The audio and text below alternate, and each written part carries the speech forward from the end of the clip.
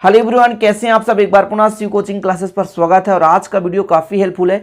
बहुत सारे बच्चे 12th के बाद गलतियां कर देते हैं और ज़िंदगी भर उन्हें पछताना पड़ता है। तो इस वीडियो को देखिएगा कौन कौन सी गलतियां नहीं करनी है, मतलब 12th के बाद आपको प्यारे भाइयों किन किन चीज़ों को ध्यान में रखना है। तो वीडियो को अंत तक देखिएगा, पूरा सजेशन यहाँ पर मिलेगा, है ना। और अच्छा लगे तो लाइक कर दीजिएगा, साथ ही दोस्तों के साथ शेयर कर दीजिए। चलिए आज का वीडियो शुरू करते हैं।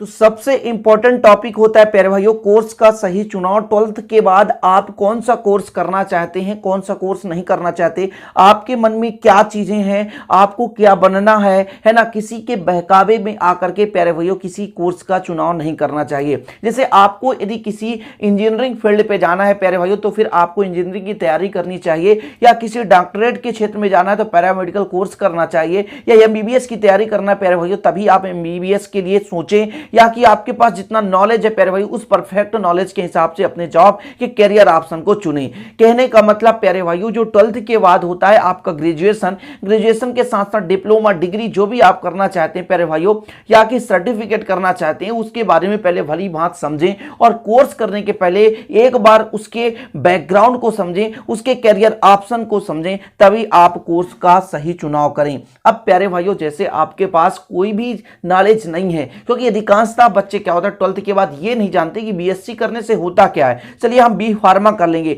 बी फार्मा करने से होता क्या है। हम बीएससी नर्सिंग कर लेंगे, बीएससी नर्सिंग करने से होता क्या है। यदि उसके बारे में आप जानकारी नहीं प्राप्त किए हैं और उस कोर्स को कर रहे हैं, तो फिर आप जिंदगी भर किसी काम के नहीं रह जाएंगे, क्योंकि आपको टीचर बनना है और आपको कह दिया जब बीएससी नर्सिंग कर लो, तो आप बीएससी नर्सिंग करने लग गए। बाद में पता चला कि बीएससी नर्सिंग से तो हम टीचर बन ही नहीं सकते हैं, 12th तक पढ़ा ही नहीं सकते हैं, तो बाद में आपको पछतावा होगा। आपको एक सॉफ्टवेयर इंजीनियर बनना है और आपको प्यारे भाई पीपीटी करा दिया जाए, तो फिर आप चल करके सॉफ्टवेयर इंजीनियर नहीं बन सकते हैं। इसलिए पहले कोर्स को भली भांति से समझें, उसकी संपूर्ण जानकारी लें, तभी कोर्स का सही चुनाव करना चाहिए। तो ये गलती मैक्सिमम बच्चे लोग करते हैं। और मैक्सिमम करने के बाद प्यारे भाइयों क्या होता है कि स्टूडेंट बाद में 1 साल पढ़ने के बाद, 1.5 साल पढ़ने के बाद उस कोर्स को छोड़ करके दूसरा कोर्स में एडमिशन ले लेते हैं। तो ये चीज आपको बिल्कुल गलती नहीं करनी है। सही कोर्स का चुनाव करना है। 2 से 3 दिन वक्त दिया करें किसी भी कोर्स को चूज करने के लिए, और उसे अच्छे से समझें, उसके ब्रांचेस को समझें, तभी आप उस कोर्स को अच्छे से कर पाएंगे। जो अगला स्टेप है प्यारे भाई वो तो और काफी हेल्पफुल है। जैसे कि आप किसी कोर्स का सिलेक्शन करना चाहते हैं, हमें कौन सा कोर्स करना है, तो प्यारे भाइयों इतना ध्यान रखना है कि जब भी आप किसी से पूछेंगे वो व्यक्ति सही होना चाहिए। कहने का मतलब जैसे आप बीसीए कोर्स के बारे में जानकारी लेना चाहते हैं, बैचलर कंप्यूटर एप्लीकेशन। अब बीसीए ऐसे व्यक्ति से आप पूछ रहे हो जो गांव में डेली घूमता है, तो कह देगा ये क्या है बीसीए, इसको नहीं करना चाहिए। किसी आप व्यक्ति से पूछ रहे हो बीएससी, और वो व्यक्ति बीएससी का फुल फॉर्म तक नहीं जानता है ना, बीएससी है क्या, या किसी से कहो भैया एमबीबीएस क्या है, या डॉक्टर बनना कैसे कर, तो बोल देंगे छोला छाप डॉक्टर बनोगे, क्या करोगे ऐसा करके।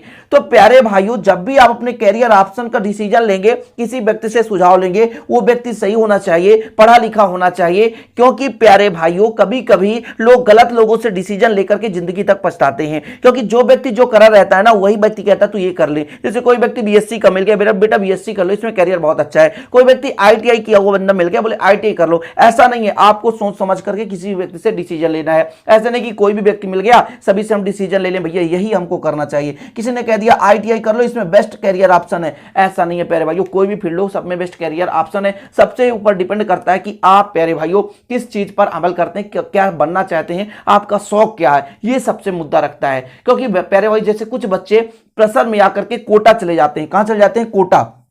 कोटा राजस्थान आईआईटी जेईई की तैयारी करते हैं, और उन बच्चों का लेवल क्या होता है 55%। कहने का मतलब उनका आईक्यू पावर बहुत कमजोर होता है, वो पढ़ते ही नहीं है, केवल इंटरटेनमेंट के लिए चले जाते हैं और फिर वापस आ जाते हैं 2 से 3 लाख खर्चा करके। कारण क्या होता है? क्योंकि बच्चे का मन था ही नहीं हमें इंजीनियर बनने के लिए। वो तो घर वालों ने कहा कि बेटा आईआईटी का आप तैयारी कर लो और इसके बाद आप पेपर दो, शायद इंजीनियर बन जाओ। और जब बच्चे के मन में था ही नहीं वो चीज करने का, तो वो फिर करने का कोई मतलब नहीं रह जाता, आपकी कोचिंग का कोई मतलब नहीं रह जाता। इसलिए प्यारे भाइयों सोच समझ के करना है। बहुत सारे बच्चे पैसे इन्वेस्ट कर देते हैं 1 से 2 साल, जिससे आप पूरा ग्रेजुएशन, पूरा पीजी और यूजी दोनों कर सकते हैं 3 से 4 लाख में। वो बंदा केवल कोचिंग में गंवा देता है। और जब आपको लोगों को पता है प्यारे भाइयों मेला लगता है कोटा में, जब भी कोचिंग लगती है तो वहां मेला लगता है। अपने क्षेत्र के बहुत सारे बच्चों ने कोचिंग की है, ऐसा नहीं है, लेकिन बहुत सारे बच्चों ने निराश होकर लौटा भी है।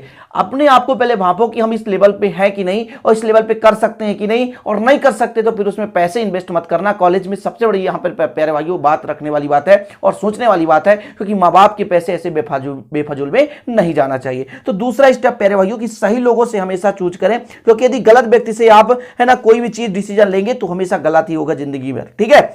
अगला स्टेप हमारा आता है एक साथ कई कोर्स करना। जैसे कुछ बच्चे कहते हैं कि सर हम आईटीआई भी रेगुलर करना चाहते हैं और ग्रेजुएशन करना चाहते हैं। बीते कई दिनों से जब से रिजल्ट आया प्यारे भाइयों तब से ये कमेंट आ रहा है मेरे पास कि सर ये बताइए एक साथ क्या हम कई कोर्स कर सकते हैं। तो चीजें मैं आपको बताना चाहता हूं प्यारे भाइयों, कभी भी आप एक साथ दो कोर्स करने की जरूरत नहीं है। कारण है प्यारे भाइयों, कभी भी रेगुलर दो कोर्स आप कर नहीं सकते हैं, कभी भी रेगुलर दो कोर्स कर ही नहीं सकते हैं। और यदि आप बीएससी कर रहे हैं, बीएससी के साथ आईटीआई का कोर्स कर रहे हैं प्राइवेट से, और प्यारे भाइयों इसका 1% नॉलेज नहीं है, 0% नॉलेज है, तो क्या आईटीआई से आपका जॉब लगेगा? कभी नहीं लगेगा। कुछ बच्चे क्या करते हैं कि बीएससी कर रहे हैं, बीएससी के साथ साथ कोई डिग्री डिप्लोमा कर, मतलब डिग्री तो नहीं हो सकता, डिप्लोमा कर सकते हैं। डिप्लोमा करने के साथ साथ पेरोल डिप्लोमा का 0% नॉलेज रहता है और आगे चलकर इसका कोई मतलब नहीं रहता, केवल इन्वेस्ट ऑफ मनी, केवल पैसे खर्च हो पाते हैं और यहां पर आपका कोई मतलब नहीं रह जाता। तो मैं तो कहूंगा प्यारे भाइयों, जो भी बच्चे हैं एक साथ दो कोर्स ना करके केवल एक कोर्स करें, उसका विधिवत है ना उपयोग करें भाई, जो भी उससे ज्ञान मिलता है उसे अच्छे से ग्रहण करें।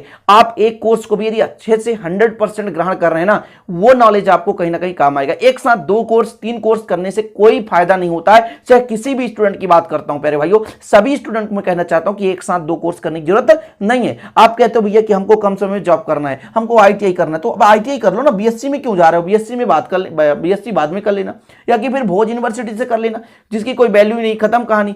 नॉलेज नहीं रहता प्यारे भैया यदि एक साथ दो कोर्स कर रहे हैं, तो इस चीज को हमेशा ध्यान रखना कि एक साथ दो कोर्स करने से कोई मतलब नहीं होता, ठीक है। तो तीसरा पॉइंट ये था।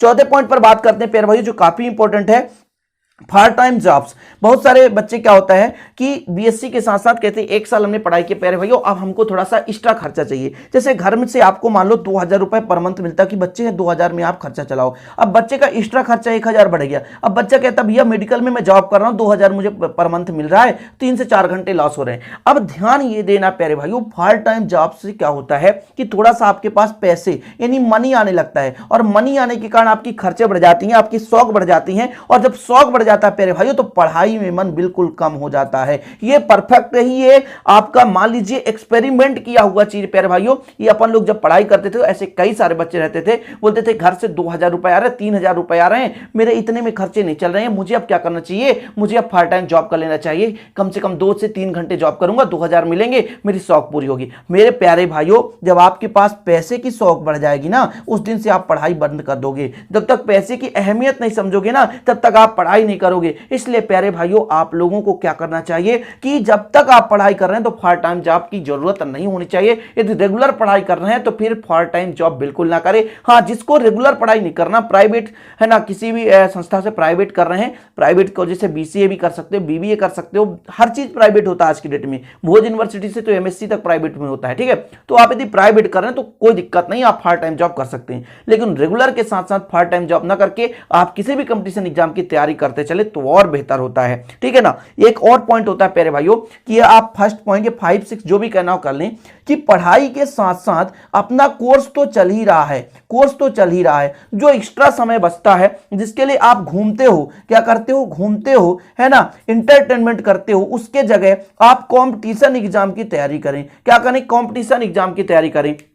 आप बीएससी में हैं, बीए में हैं, आईटीआई में हैं, पीपीटी में है, नॉन पीपीटी में है ना, डी फार्मा कर रहे हैं, बी फार्मा कर रहे हैं, बीबीए कर रहे हैं, जो भी कोर्स कर रहे हैं प्यारे भाइयों, कोर्स करने से हर्जा नहीं है। कोर्स की पढ़ाई करो और 1 से 2 घंटे पर डे उस कोर्स से रिलेटेड जो भी गवर्नमेंट जॉब की आप तैयारी करना चाहते हैं उसका कंपटीशन एग्जाम का भी तैयारी करते चलो। क्योंकि प्यारे भाइयों, अब कुछ बच्चे कहते हैं सर हमारा कि जब हमारा ग्रेजुएशन हो जाएगा तब हम इस चीज की तैयारी करना शुरू करेंगे। ऐसा नहीं होता। जो आप कोर्स कर रहे हो, जैसे आप बीसीए कर रहे हो, बीसीए से कंप्यूटर एप्लीकेशन संबंधित कोई भी कंपनी जो मतलब आपका क्या रिक्वायरमेंट लेगा, तो वहां पर एंट्रेंस एग्जाम होंगे। तो प्यारे भाई उससे संबंधित अभी से आप तैयारी करना शुरू कर दें, ठीक है। और एक लास्ट पॉइंट जो जीवन का सबसे महत्वपूर्ण पॉइंट होता है, importance of time. Importance of time का मतलब यह हुआ कि लोग ग्रेजुएशन करते समय अपनी टाइम को महत्वपूर्ण नहीं समझते।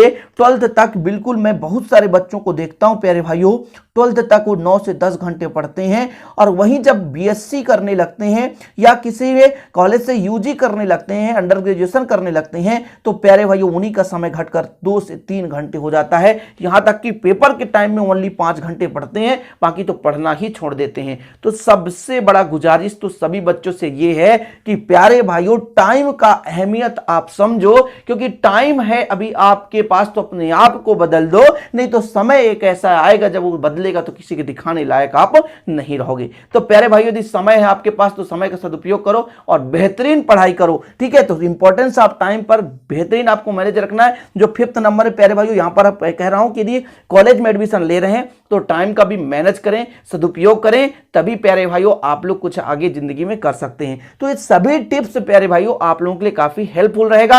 आप लोग एक बार फॉलो करो और आगे चलकर तैयारी करो। डेफिनेट अपने जीवन में कहीं ना कहीं एक अच्छे स्तर पर पहुंचोगे और अपनी मंजिल को प्राप्त करोगे, जीवन भी सक्सेस और सफल रहेगा। तो वीडियो पसंद आए तो लाइक करें। मिलते हैं अगली वीडियो में। जय हिंद, वंदे मातरम।